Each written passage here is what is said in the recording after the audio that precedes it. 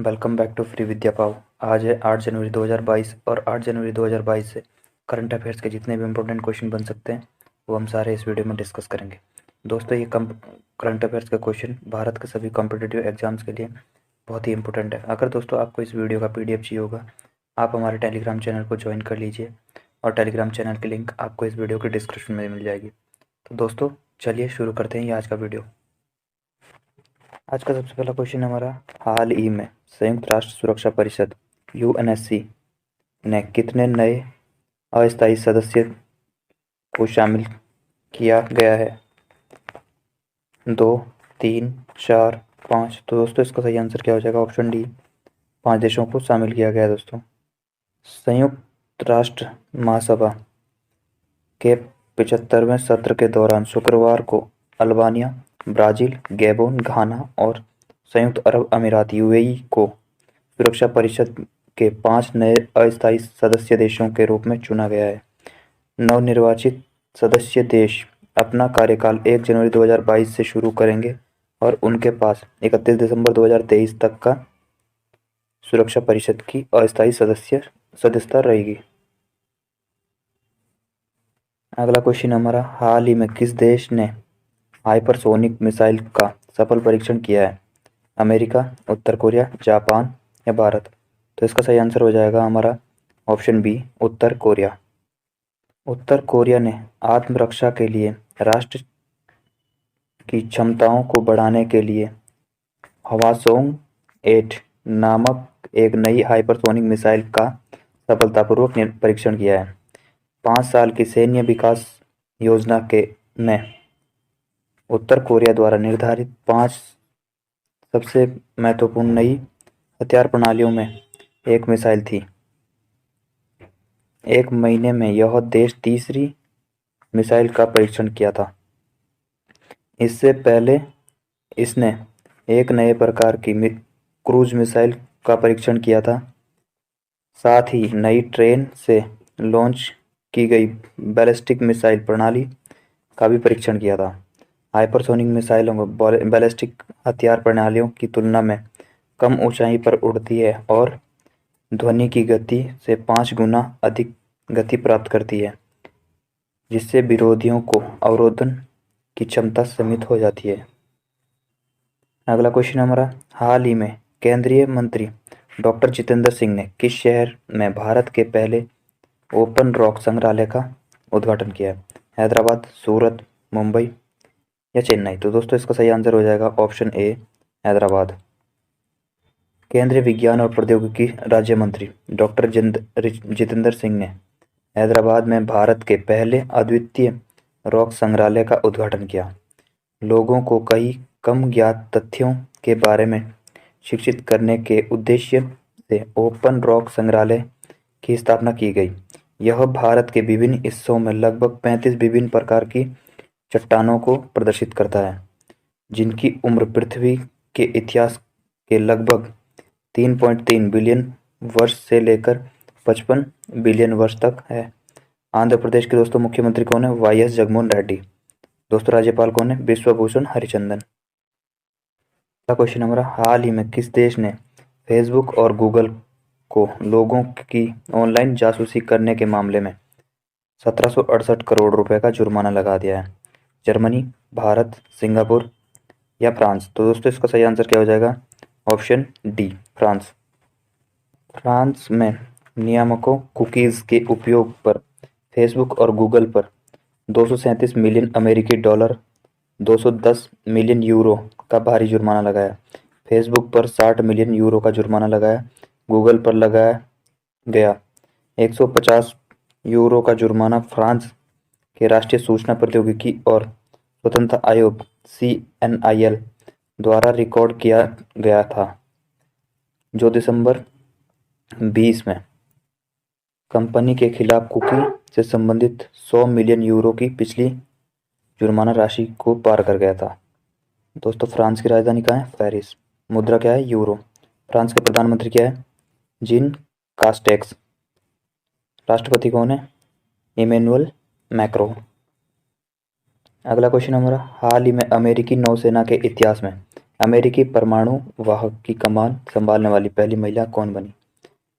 Michel J Howard, Michelle Bauernschmidt, Nora W Tyson या Mars J Evans? तो दोस्तों इसका सही आंसर क्या हो जाएगा? Amy Bauernschmidt. Captain Amy Bauernschmidt अमेरिकी नौसेना के इतिहास में किसी परमाणु वाहक का नेतृत्व करने वाली पहली महिला बनी। भारतीय नौसेना का विमान वाहक पोत US Abraham Lincoln captain MC Bauernschmidt की कमान में इस सप्ताह की तैनाती के लिए सैन डिएगो से रवाना हुआ। तो दोस्तों अमेरिका की राजधानी कहाँ है? Washington DC. राष्ट्रपति कौन है? Joe Biden. उपराष्ट्रपति कमला हैरिस। दोस्तों ये भारत की मूल भारतीय है दोस्तों। राष्ट्रीय मुद्रा क्या है दोस्तों? US dollar. सबसे बड़ा शहर न्यूयॉर्क। अगला क्वेश्चन है हमारा, हाल ही में बैंक ऑफ बड़ौदा का ब्रांड एम्बेसडर किसे नियुक्त किया गया है? हरमनप्रीत कौर, शैफाली वर्मा, मिताली राज या प्रिया पुनिया? तो दोस्तों इसका सही आंसर हो जाएगा option B, Shefali Verma.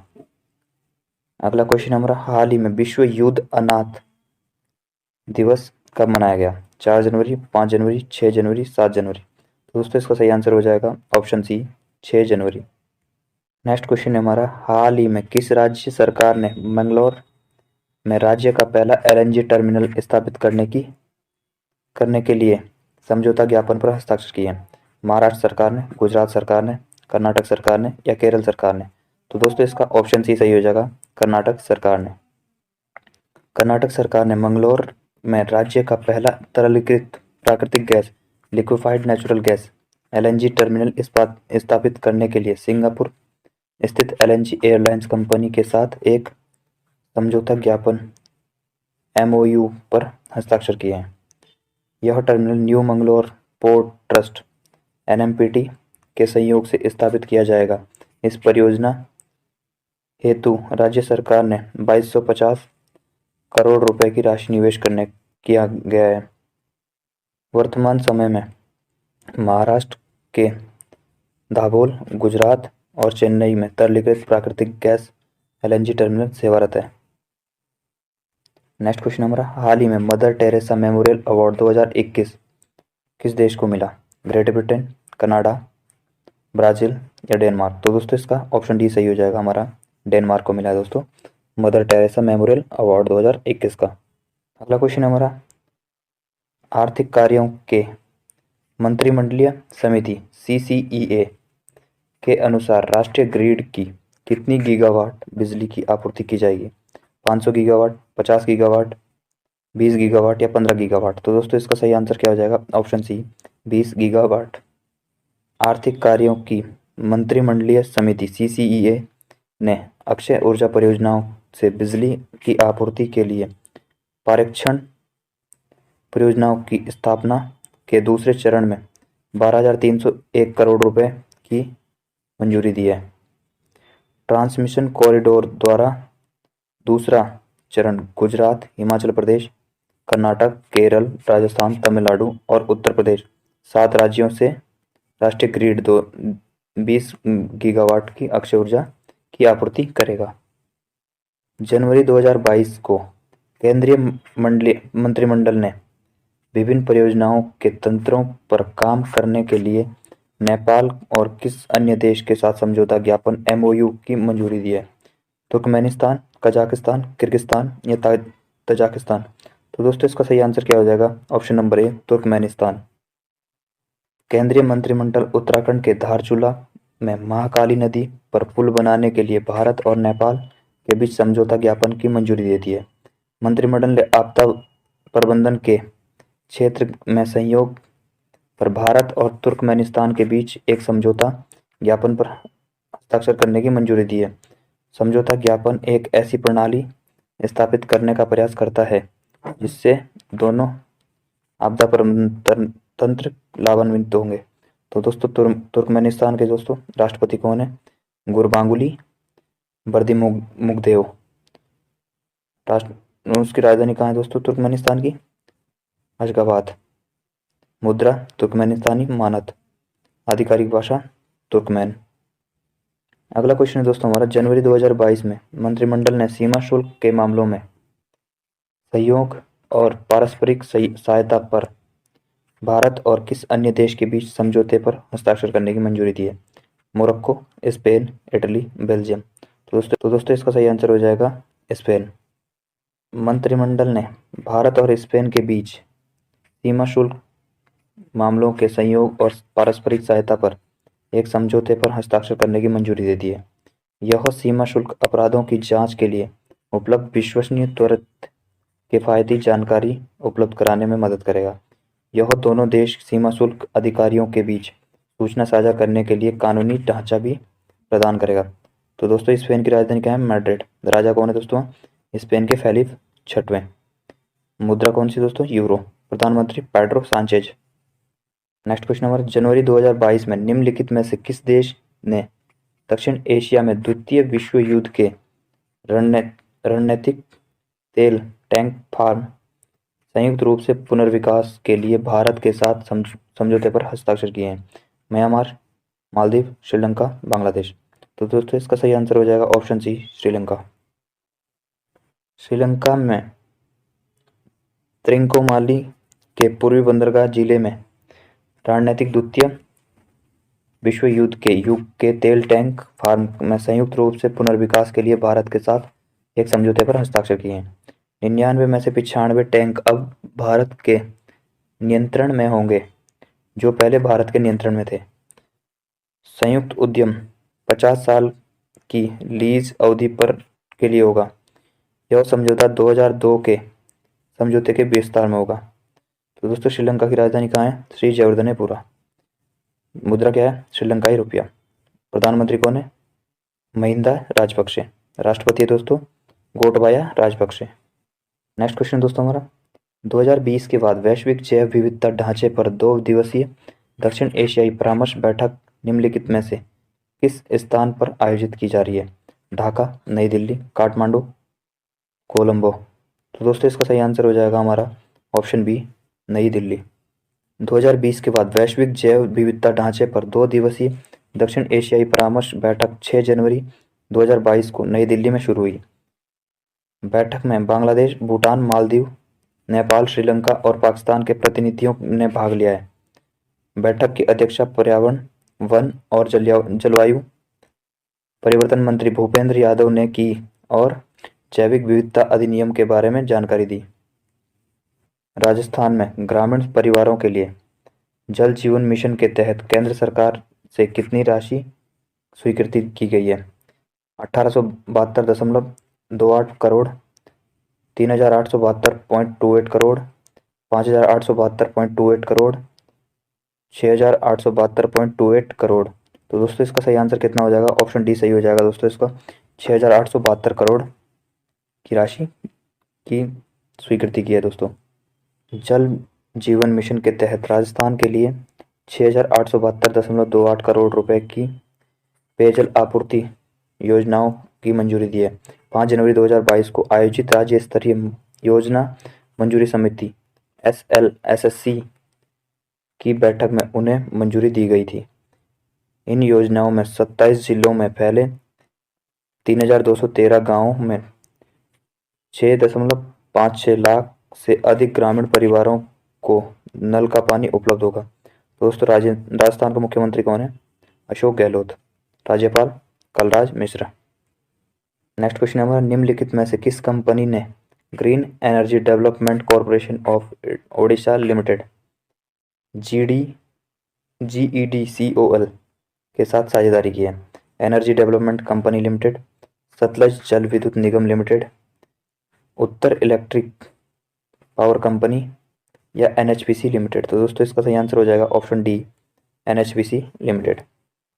NHPC limited ने उड़ीसा लिमिटेड के ग्रीन एनर्जी डेवलपमेंट कॉरपोरेशन के साथ प्रमोटर समझौते पर हस्ताक्षर किए हैं। वे उड़ीसा के विभिन्न जल निकायों 500 मेगावाट की फ्लोटिंग सौर परियोजनाओं का विकास करेंगे। रेंगाली HE परियोजना के जलाशयों में चरण में 300 मेगावाट की क्षमता स्थापित की जाएगी। यह परियोजना ultra mega renewable energy power UMREPP के तहत लागू की जाएगी। NHPC लिमिटेड ने 9 राज्यों और नेपाल में 27,000 मेगावाट से अधिक क्षमता की नई पनबिजली और सौर परियोजनाओं को स्थापित करने का निर्णय लिया है। एनएचपीसी के सीएमडी कौन है दोस्तों? अभय कुमार सिंह। विद्युत मंत्रालय के अधीन एनएचपीसी भारत की सबसे बड़ी जल विद्युत कंपनी है। इसका गठन 1975 में हुआ था दोस्तों। पहलू में पनबिजली में कुशल विकास की योजना बनाने में उसे बढ़ावा देने के लिए उद्देश्य से किया गया था दोस्तों। केंद्रीय मंत्री राजकुमार सिंह और नवीनीकरण ऊर्जा मंत्री हैं। अगला क्वेश्चन और इस वीडियो का आखिरी question, aviation analytics firm Syrian के अनुसार वर्ष 2021 में ऑन टाइम प्रदर्शन के लिए शीर्ष 10 वैश्विक सूची में शामिल होने वाला भारत का एकमात्र भारतीय हवाई अड्डा कौन सा है? कुशीनगर अंतर्राष्ट्रीय हवाई अड्डा, ज्वेल अंतर्राष्ट्रीय हवाई अड्डा, जयपुर अंतर्राष्ट्रीय हवाई अड्डा, चेन्नई हवाई अड्डा। तो दोस्तों इसका सही आंसर हो जाएगा हमारा ऑप्शन डी, चेन्नई हवाई अड्डा। एविएशन एनालिटिक्स फर्म सीरियम के अनुसार भारत का चेन्नई हवाई अड्डा वर्ष 2021 में ऑन टाइम प्रदर्शन के लिए शीर्ष 10 वैश्विक सूची में शामिल होने वाला भारत का एकमात्र हवाई अड्डा है। चेन्नई हवाई अड्डे के लिए सीरियम द्वारा वैश्विक स्तर पर विश्लेषण किए गए 70 मार्गों के लिए समय का प्रस्थान 89.32% है। चेन्नई 8वें स्थान पर है।